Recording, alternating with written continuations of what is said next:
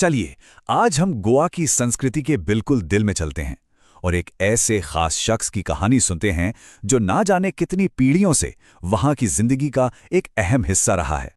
ये आवाज ये सिर्फ एक शोर नहीं है, ये तो गोवा के इतिहास की, वहां की यादों की गूंज है। एक ऐसी गूंज जो आज भी, आज भी कुछ गांवों में जिंदा है। तो सवाल ये है कि आखिर गोवा के किसी गांव की सुबह की असली धड़कन क्या है? वो है बेकर के आने की आवाज। और ये कोई मामूली घटना नहीं थी, ये तो एक तरह से रोजमर्रा की जिंदगी का एक जरूरी अनुष्ठान था। तो चलिए शुरुआत करते हैं सुबह की उस खास आवाज से। सोचिए, गांव की सुबह की अलार्म क्लॉक क्या थी? एक बांस की झंग-झंग की आवाज। ये आवाज ही संकेत था कि ताजी गर्मा गर्म ब्रेड आ गई है। और बच्चों के लिए, उनके लिए तो जैसे कोई त्योहार आ गया हो। सब दौड़ पड़ते थे उसका स्वागत करने। गोवा के इस ट्रेडिशनल बेकर को एक खास नाम से जाना जाता था, पादेर। और पादेर सिर्फ ब्रेड बेचने वाला नहीं था, बिल्कुल नहीं। वो तो पूरे समुदाय का एक बहुत ही जरूरी और प्यारा हिस्सा था। अब बात करते हैं इसकी विरासत की, जो कोई 10-20 साल नहीं, पूरे 400 साल पुरानी है। ये कहानी शुरू हुई लगभग 400 साल से भी पहले, जब पोर्तुगीज गोवा आए और अपने साथ लाए बेकिंग की कला।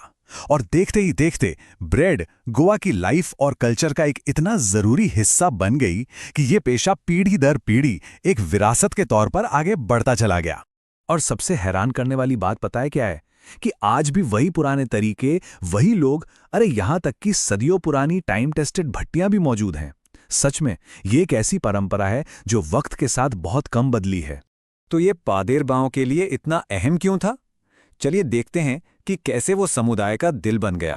देखिए, पादेर सिर्फ एक वेंडर नहीं था, वो तो एक दोस्त था, एक साथी, एक गाइड था। दिन में 2 बार उसका आना जाना लगा रहता था, एक सुबह और एक शाम को। इस वजह से वो गांव की जिंदगी का एक जाना पहचाना भरोसेमंद चेहरा बन गया था। गोवा में कोई भी फंक्शन हो, ब्रेड तो होनी ही होनी है। शादी में गिफ्ट के तौर पर बोल नाम की मीठी ब्रेड चलती थी। बेटी की सगाई है तो सैंडविच बनेंगे।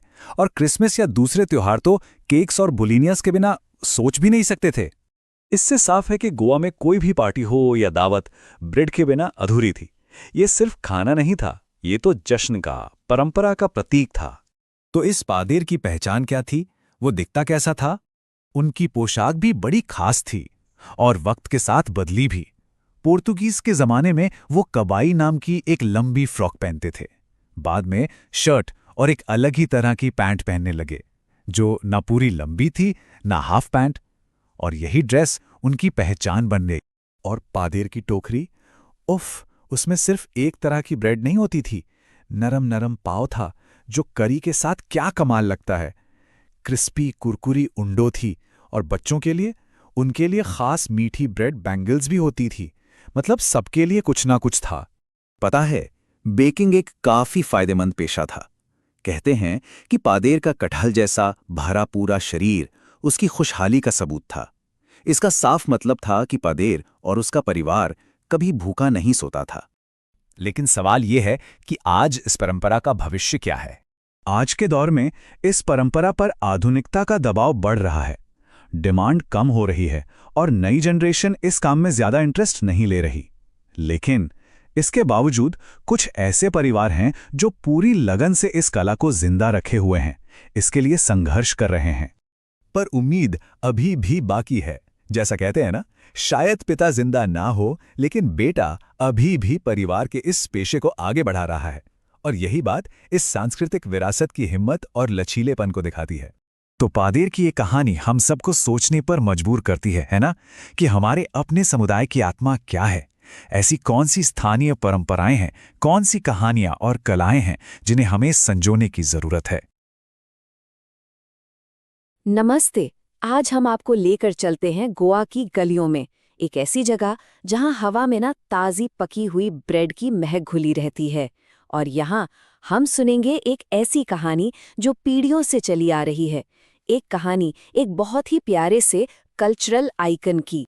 जरा सोचिए, एक ऐसी आवाज के बारे में जो सुनते ही आपको सीधा आपके बचपन में ले जाए। गोवा में बहुत से लोगों के लिए ये आवाज बस एक आवाज नहीं है, बल्कि ये उनके अतीत की एक मीठी सी गूंज है जो आज भी उनके दिलों में बसती है। तो आखिर ये आवाज है किसकी? कौन है जो गोवा के किसी भी गांव की धड़कन हुआ करता था? इसका जवाब एक ऐसे इंसान में छुपा है जो सिर्फ एक बेकर नहीं था, वो तो पीढ़ियों से लोगों का दोस्त, साथी और एक गाइड भी रहा है। तो चलिए अब मिलते हैं हमारी कहानी के मेन कैरेक्टर से, वो जिसकी सुबह की आवाज से पूरा का पूरा गांव जाग उठता था। उन्हें कहते थे पादेर। ये नाम ही अपने आप में एक पूरी कहानी समेटे हुए हैं। और उनकी सबसे बड़ी पहचान, उनके हाथ में जो बांस का डंडा होता था ना, उसकी वो खास झंग झंग की आवाज़। ये आवाज़ दिन में 2 बार गलियों में गूंजती थी और सबको पता चल जाता था कि ताज़ी ब्रेड आ गई है। और ये सिर्फ ब्रेड की डिलीवरी नहीं होती थी, नहीं, ये तो एक त्योहार जैसा था। खासकर बच्चों के लिए तो ये दिन का सबसे एक्साइटिंग हिस्सा होता था। एक ऐसी रस्म जो पूरे गांव को एक साथ ले आती थी और माहौल में हंसी और अपनापन घोल देती थी। लेकिन सवाल ये है कि ये सब शुरू कहाँ से हुआ? तो चलिए टाइम में थोड़ा पीछे चलते हैं, करीब करीब 400 साल पीछे, और इस टेस्टी विरासत की जड़ों को ढूंढते हैं। गोवा में ब्रेड की ये कहानी शुरू होती है पोर्चुगीज के आने से, मतलब 400 साल से भी पहले की बात है ये। उन्होंने यहाँ सिर्फ राज नहीं किया, बल्कि यहाँ के लोकल परिवारों को बेकिंग का ये हुनर भी सिखाया, और यही वो विरासत है जो आज तक चली आ रही है। जरा सोचकर देखिए, वही सदियों पुरानी भट्टियां जिनमें तब आग जलती थी, आज भी वैसी ही टेस्टी ब्रेड बना रही हैं। ये तो एक जीता जागता इतिहास है ना, जो आज को सीधे उस बीते जमाने की खुशबू से जोड़ता है। तो क्या पादेर का काम सिर्फ ब्रेड बनाना था? जी नहीं, बिल्कुल भी नहीं। उनका रोल इससे कई ज्यादा बड़ा और जरूरी था। सच पूछिए तो वो गांव की सोशल लाइफ का सेंटर पॉइंट हुआ करते थे। गोवा में कोई भी सेलिब्रेशन ब्रेड के बिना अधूरा माना जाता है। ये सिर्फ खाना नहीं है, ये हर खुशी, हर मौके का एक जरूरी हिस्सा है। जैसे शादी के तोहफे में बोल नाम की मीठी ब्रेड दी जाती है, बेटी की सगाई हो तो सैंडविच बनते हैं। मतलब हर मौके के लिए एक खास तरह की ब्रेड होती है। इससे पता चलता है कि ब्रेड किस तरह गोवा के लोगों की जिंदगी के हर पहलू से जुड़ी हुई है। पर ऐसा क्या था जो पादेर को इतना खास बनाता था? सिर्फ उनकी ब्रेड? नहीं, ये उनकी पूरी की पूरी पहचान थी। एक ऐसी पहचान जो गांव के कल्चर का एक अटूट हिस्सा बन गई थी। उनका पहनावा भी बिल्कुल अलग था। पहले वो कबाई पहनते थे, जो घुटनों तक आने वाली एक लंबी फ्रॉक जैसी ड्रेस होती थी, और बाद में वो एक शर्ट और एक खास तरह की छोटी पैंट पहनने लगे, जो फुल पैंट से थोड़ी छोटी होती थी। यही उनका ट्रेडमार्क बन गया। और उनके हुनर की तो बात ही क्या थी। एक तरफ नरम नरम मुलायम पाव, तो दूसरी तरफ चाय में डुबोकर खाने वाले क्रिस्पी काकोन। मतलब हर ब्रेड की अपनी अलग कहानी थी, अपना अलग मजा था। और हाँ, ये प्रोफेशन काफी फायदे का सौदा था। कहते हैं कि उस जमाने में एक हंसते खेलते, अच्छे खाते पीते बेकर को देखकर ही लोग समझ जाते थे कि भाई अपनी जिंदगी में खुश भी है और प्रॉस्परस भी। हिसाब किताब रखने का तरीका भी बड़ा दिलचस्प था। कोई डायरी नहीं, कोई खाता बही नहीं, बस घर की किसी दीवार पर पेंसिल से हिसाब लिख लिया जाता था। ये छोटा सा सिस्टम दिखाता है कि बेकर और गांव वालों के बीच कितना गहरा भरोसा और अपनापन था। लेकिन क्या ये खूबसूरत ट्रेडिशन हमेशा ऐसे ही चलता रहेगा? देखिए, हर पुरानी चीज की तरह गोवा के इस पारंपरिक बेकर के सामने भी आज की मॉडर्न दुनिया के नए चैलेंजेस खड़े हैं। एक तरफ है मॉडर्न लाइफस्टाइल की भागदौड़, कम होती डिमांड और नई पीढ़ी की बेरुखी, तो दूसरी तरफ कुछ ऐसे परिवार हैं जो आज भी इस अनमोल विरासत को जिंदा रखने के लिए पूरी तरह से डेडिकेटेड हैं। तो ये एक लगातार चलने वाली कश्मकश है।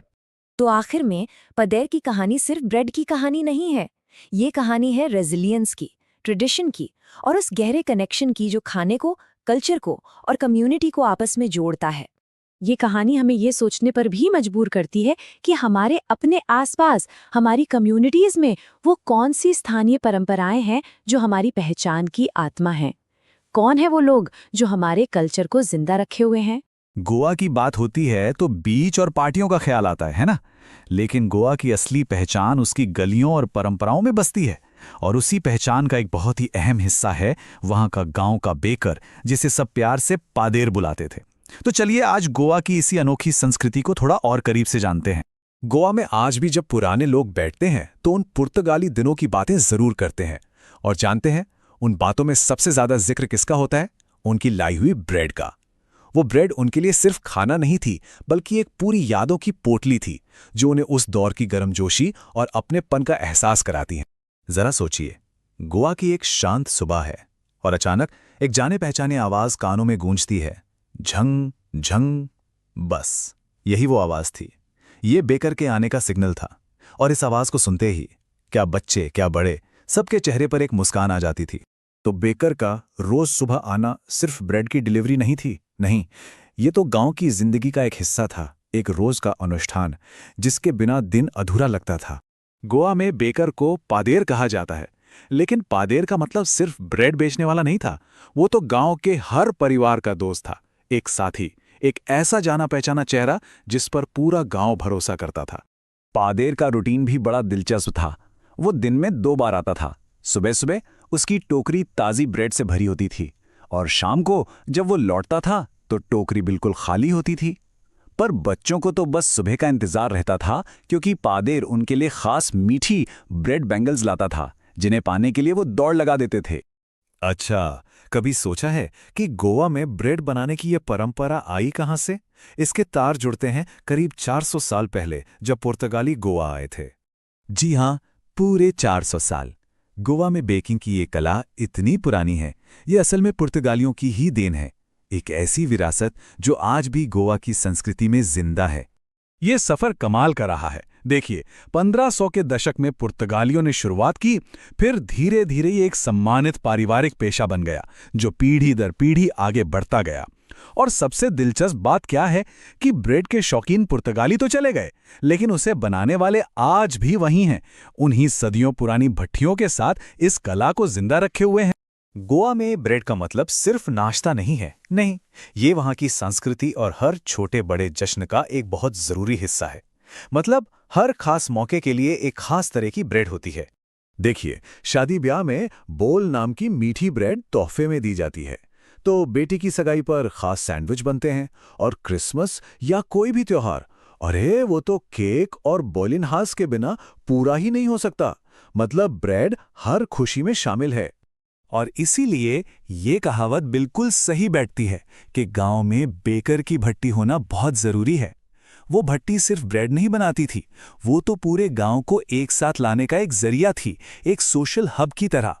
तो चलिए अब जरा इस पादेर की तस्वीर को और साफ करते हैं।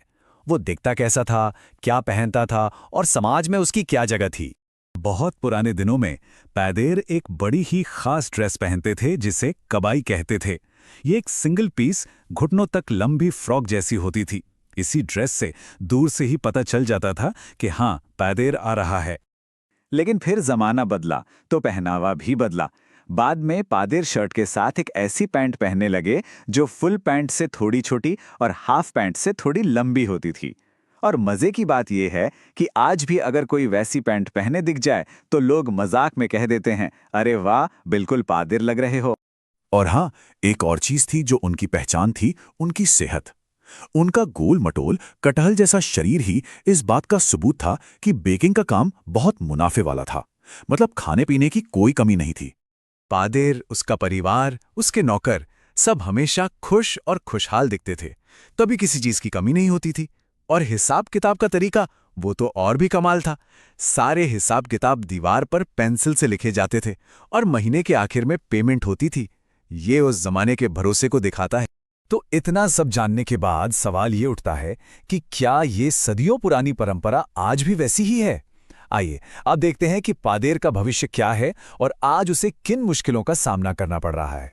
आज की इस भाग-दौड़ वाली दुनिया में, जहां सब कुछ इतनी तेजी से बदल रहा है, क्या पादेर की ये परंपरा जिंदा रह पाएगी? क्या उसकी वो झंग झंग की आवाज आने वाली पीढ़ियां सुन पाएंगी? देखिए, मुश्किलें तो कई हैं। लोगों की लाइफस्टाइल बदल गई है, तो पारंपरिक ब्रेड की मांग भी कम हो गई है। ऊपर से आज की युवा पीढ़ी को इस काम में कोई खास दिलचस्पी नहीं है। वो दूसरी मॉडर्न नौकरियों की तरफ भाग रहे हैं। लेकिन इन सब चुनौतियों के बाद भी उम्मीद की एक किरण बाकी है। आज भी गोवा में कुछ ऐसे परिवार हैं जो पूरी लगन से इस कला को जिंदा रखे हुए हैं। उन्होंने अपनी उन पुरानी भट्टियों की आग को बुझने नहीं दिया है। और यहीं पर आकर एक बड़ा सवाल खड़ा होता है। सोचिए, अगर ये परंपरा एक दिन खत्म हो गई तो क्या हम सिर्फ एक तरह की ब्रेड खो देंगे? नहीं, हम उसके साथ अपनी संस्कृति का एक हिस्सा, अपनी यादें और वो अपनापन खो देंगे जो कभी उस झंग-झंग की आवाज से जुड़ा था। ये सोचने वाली बात है ना?